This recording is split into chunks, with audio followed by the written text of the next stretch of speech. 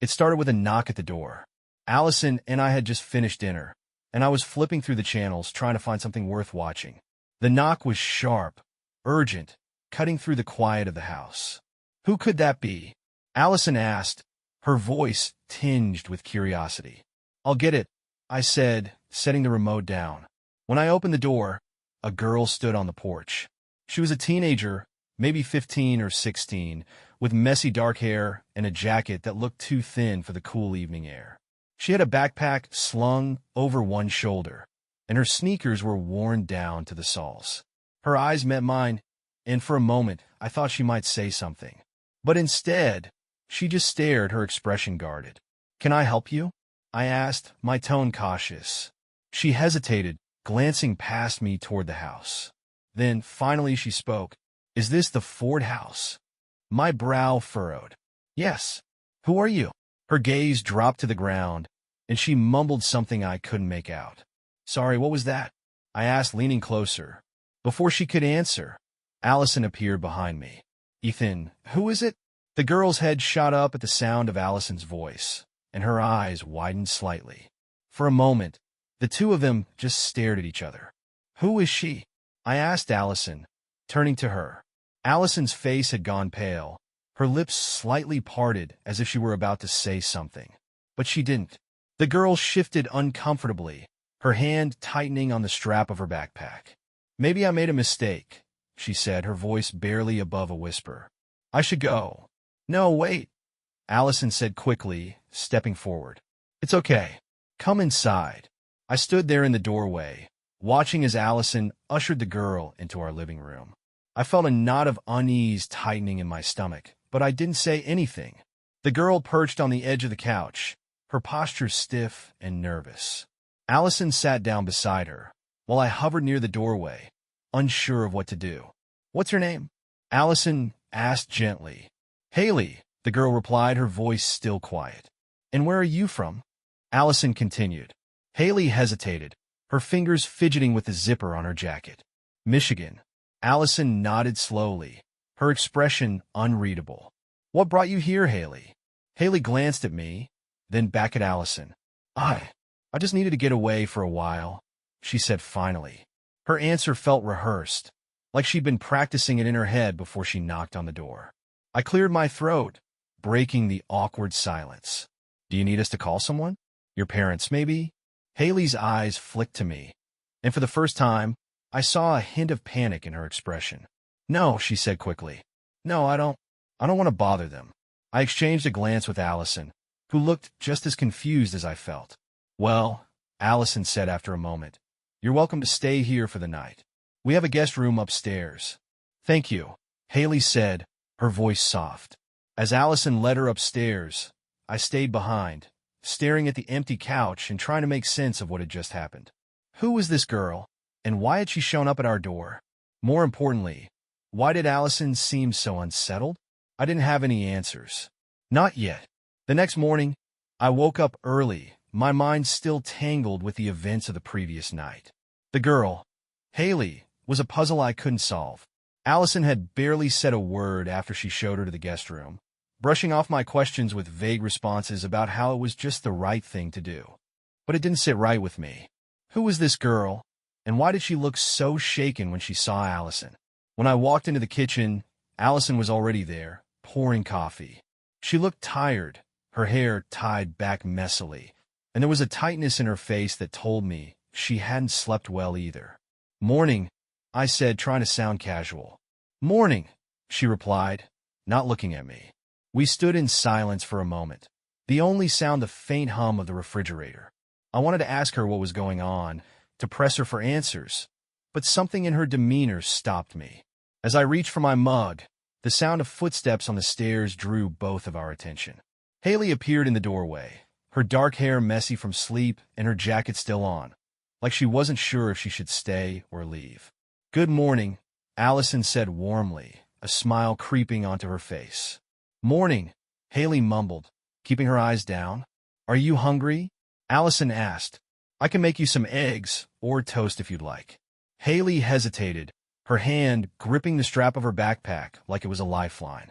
"Just toast is fine," she said finally. Allison moved to the toaster, leaving me and Haley alone. I cleared my throat, feeling the weight of the awkward silence. "So, Haley," I said, leaning against the counter, "do you have family nearby?" She froze for a moment, her eyes darting to Allison and then back to me. "No," she said quickly. "It's just me. That's a long way to come from Michigan," I said, trying to keep my tone light. "Did you know someone here, or—" "Ethan," Allison interrupted, her tone sharper than usual. Maybe let her settle in before grilling her with questions. I raised my hands in mock surrender, just trying to make conversation. Haley's eyes stayed glued to the floor, and I felt a pang of guilt. Clearly, she wasn't ready to open up yet. After breakfast, I headed to work, leaving Allison and Haley alone in the house. I couldn't shake the nagging feeling that something wasn't right. Allison had been acting strange ever since Haley showed up, more guarded, more defensive. Throughout the day, I found myself distracted, replaying the events of the night before and trying to make sense of them. Who was Haley, really?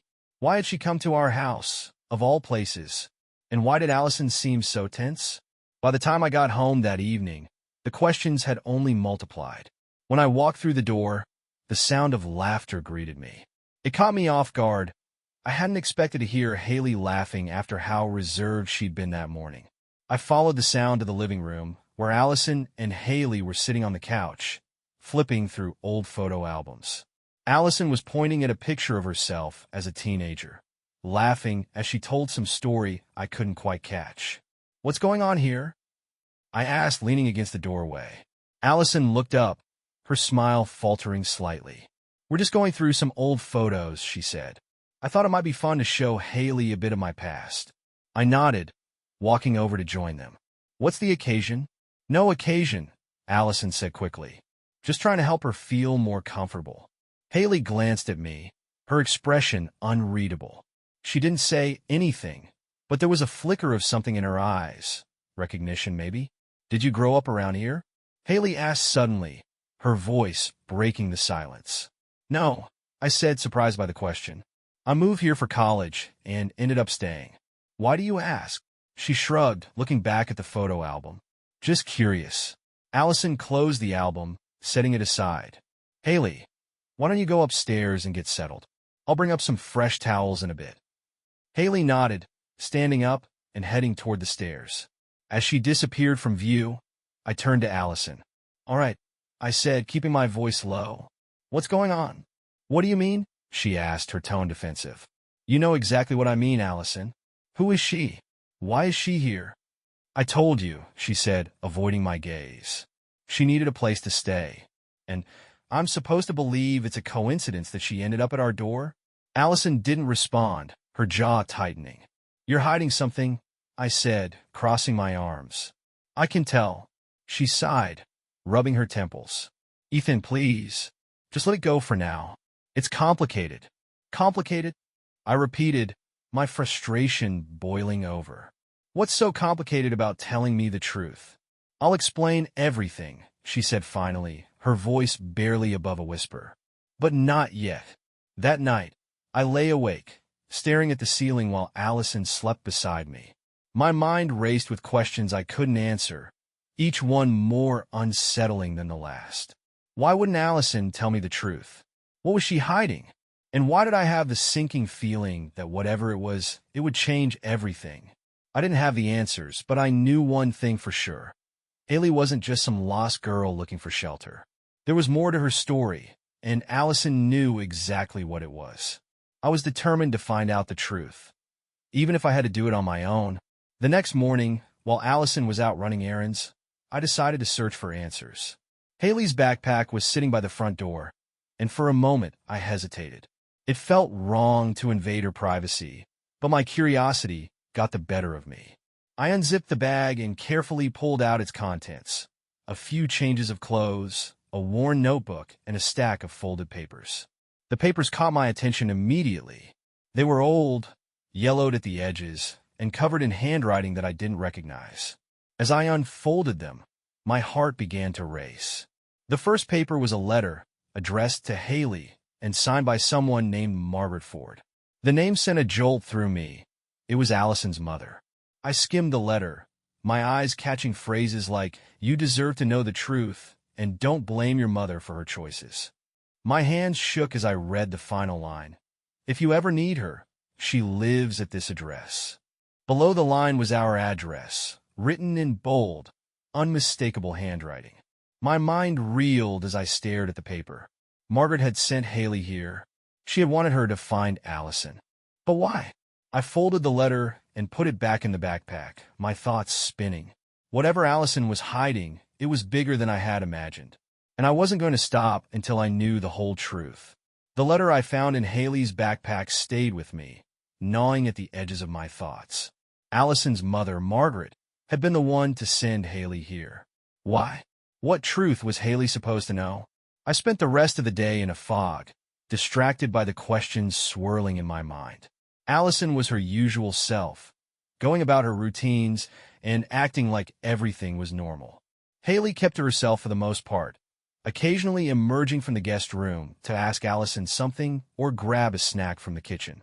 I watched them carefully, looking for clues, any sign that Allison might be ready to tell me what was really going on. But if she felt any guilt or tension, she hid it well. That evening, after dinner, Allison announced that she and Haley were going to the store to pick up some school supplies. "I figured it'd be good for her to get out for a bit," she said, smiling in a way that felt almost too casual. I nodded, keeping my thoughts to myself as they headed out. The moment the door closed behind them, I sprang into action. I started by searching Allison's study. She didn't use it much anymore, mostly keeping old files and paperwork in the drawers. But something told me there might be answers hidden in there. I rifled through the desk drawers, sifting through old bills, receipts, and documents. Most of it was unremarkable, until I found an envelope marked personal, "Do not open." My heart pounded as I stared at the envelope, debating whether or not to open it. Part of me felt guilty. This was Allison's private business, and I knew she'd be furious if she found out I'd gone through her things.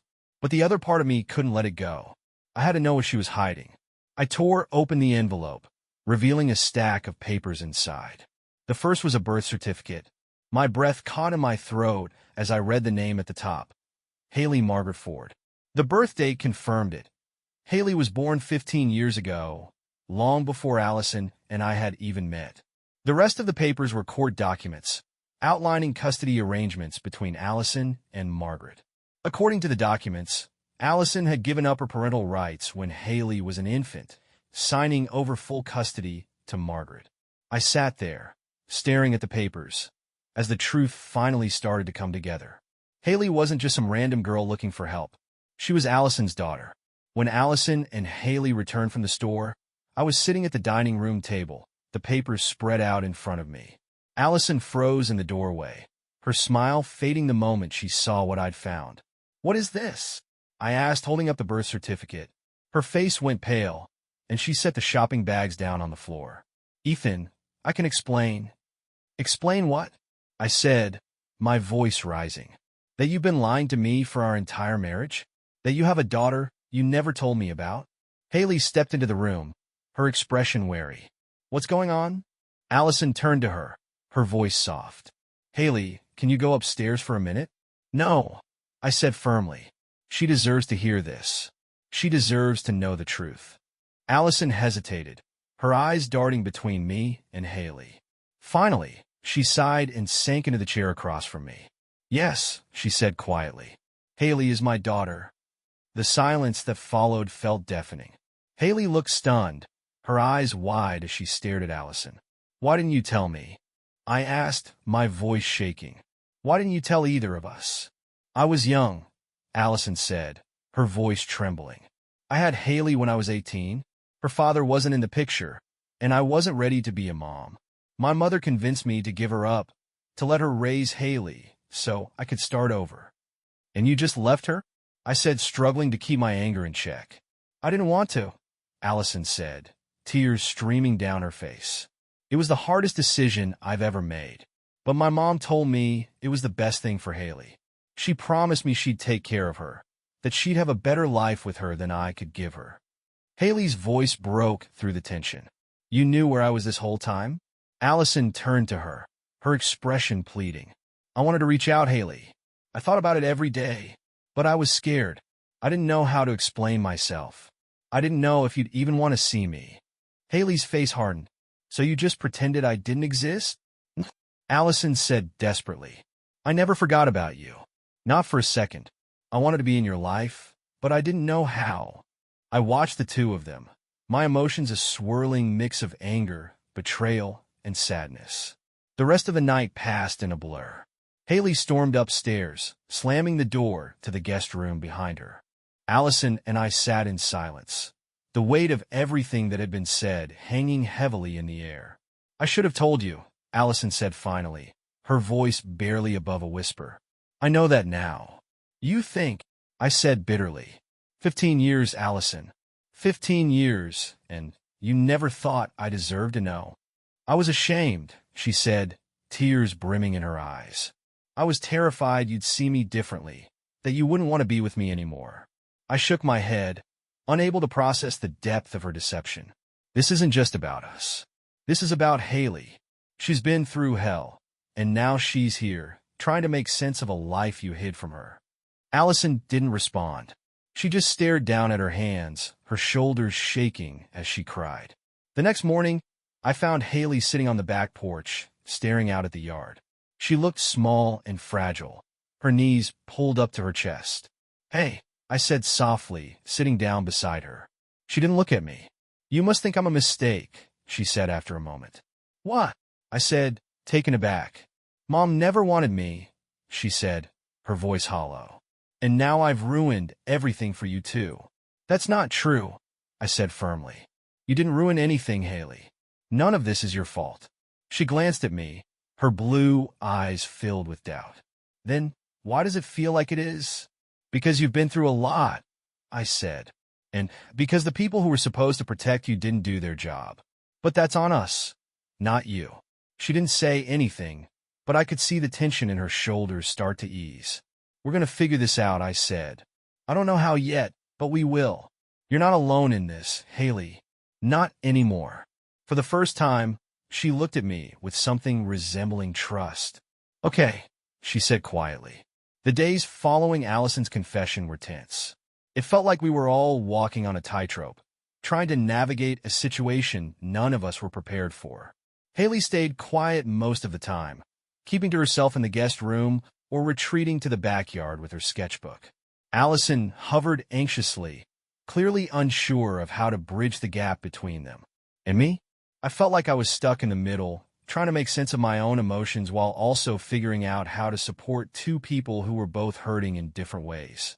One evening, I came home from work to find Allison sitting at the dining room table, a stack of papers spread out in front of her. She looked up when she heard me come in, her face pale and drawn. I've been thinking, she said, her voice quiet, about how to fix this. Fix what? I asked, setting my bag down. All of it, she said, gesturing to the papers. I can't change what I did, but I can try to make things right now.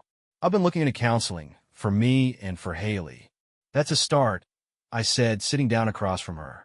She nodded, but her expression was still troubled. I don't know if she'll forgive me, Ethan. I don't know if I deserve it. I didn't have an answer for her. I wanted to tell her that everything would be fine, that Haley would come around eventually, but I didn't know if that was true. The next morning, I found Haley in the backyard again, her sketchbook balanced on her knees. She didn't look up when I approached, but she didn't move away either. What are you working on? I asked, nodding toward the sketchbook. She hesitated for a moment before flipping it around to show me. It was a portrait of Allison, unfinished but already strikingly detailed. That's incredible, I said, genuinely impressed. Haley shrugged, looking down at the page. It's just something I do when I'm stressed. Well, you're really talented, I said. You should be proud of yourself. She didn't respond, but a small smile tugged at the corner of her mouth. That evening, Allison suggested we all have dinner together. It was a simple gesture, but it felt significant, an attempt to create some sense of normalcy in a situation that was anything but. I helped Allison cook while Haley set the table. It was the first time in days that we'd all been in the same room together, and the atmosphere felt lighter than it had in a while. Over dinner, Allison tried to make conversation, asking Haley about her art classes and what she wanted to do in the future. Haley was hesitant at first, but as the meal went on, she started to open up. I always wanted to go to art school, she said, her voice soft. But Grandma said it wasn't practical. She thought I should do something useful. Well, I think you should follow your passion, Allison said, her tone earnest. If art makes you happy, then that's what you should do. Haley glanced at me, as if looking for confirmation. I agree, I said. You're incredibly talented, Haley. You should do what makes you happy. For the first time, she looked genuinely hopeful.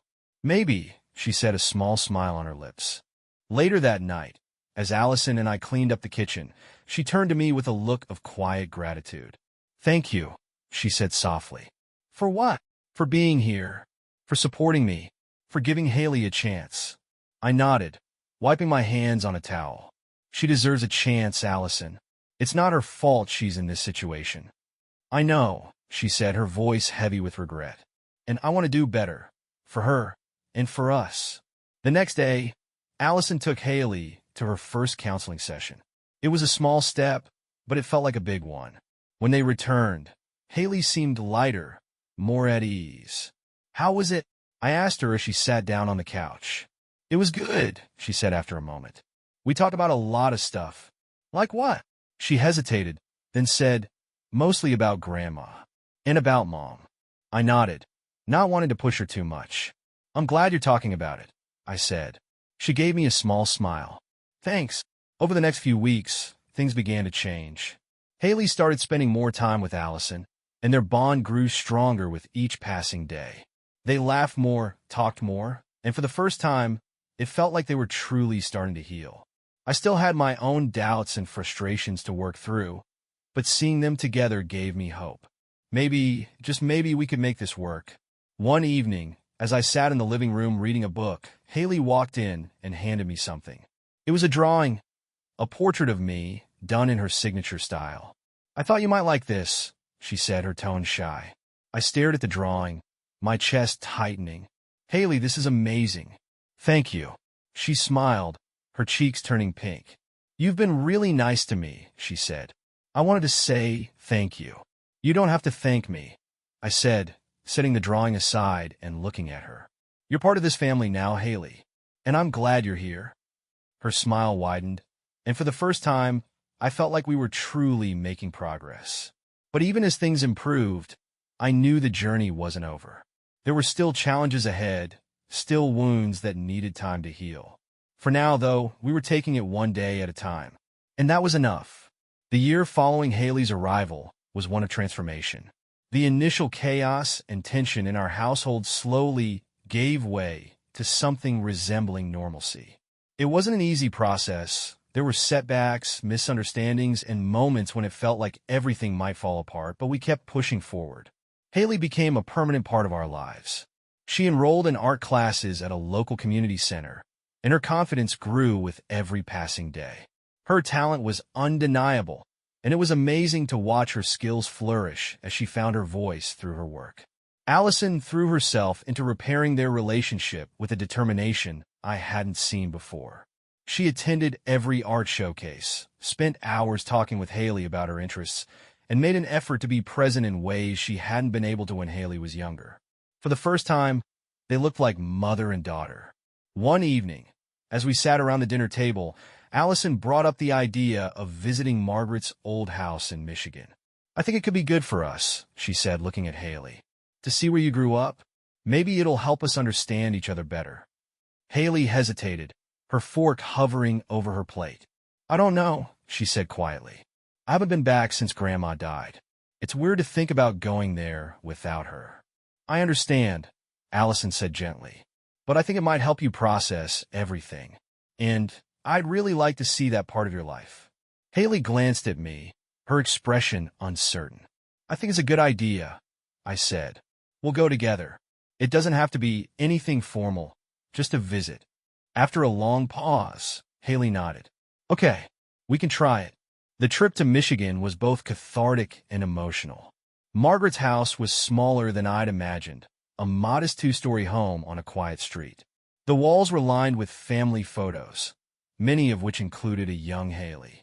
She kept everything, Haley said softly, running her fingers over a shelf filled with knickknacks.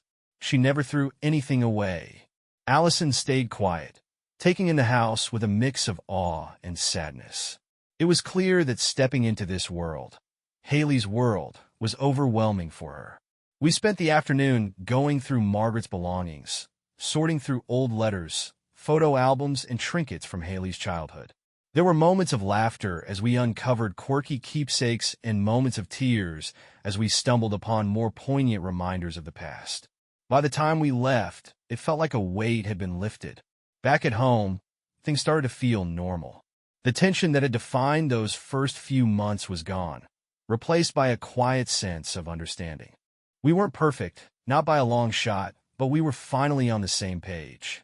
Haley began to open up more, sharing stories about her childhood and her dreams for the future. Allison was patient, listening intently and offering support whenever she could. And me? I found myself stepping into a role I never expected to play, a father figure. It wasn't something I had planned, but it felt right. One evening, Haley called me into the living room. She was holding a large canvas, her hands trembling slightly. "I wanted to show you this," she said, her voice barely above a whisper. She turned the canvas around, revealing a painting, a portrait of Allison and me, sitting together on the couch. It was stunning, full of warmth and emotion, and it took my breath away. "Haley," I said, my voice thick with emotion. "This is incredible." She smiled, her cheeks turning pink. "It's a thank you," she said, "for everything, for letting me stay, for giving me a chance, for being here." I pulled her into a hug, feeling a lump rise in my throat. "You don't have to thank us," I said. "You're part of this family, Haley, and we're so proud of you." Allison joined us, wrapping her arms around Haley as tears streamed down her face. For the first time, it felt like we were truly whole. As I sit here now, reflecting on the past year, I'm struck by how much has changed. Haley's arrival turned our lives upside down, but it also brought us closer together. The truth is, family isn't about perfection or having all the answers. It's about showing up, even when things are messy and complicated. It's about love, forgiveness, and the willingness to grow together. Haley is proof of that. And as I look at her now, laughing with Allison in the kitchen, her face lit up with joy, I can't help but feel grateful for the struggles, the lessons, and the chance to build something beautiful out of the chaos. We're not perfect, but we're a family. And that's enough. And that's the end of today's story. If you enjoyed this journey, please give this video a thumbs up and don't forget to subscribe to the channel for more incredible stories like this one. Got thoughts or experiences you'd like to share? Drop them in the comments. I'd love to hear from you. Thanks for watching, and I'll see you in the next one. Take care.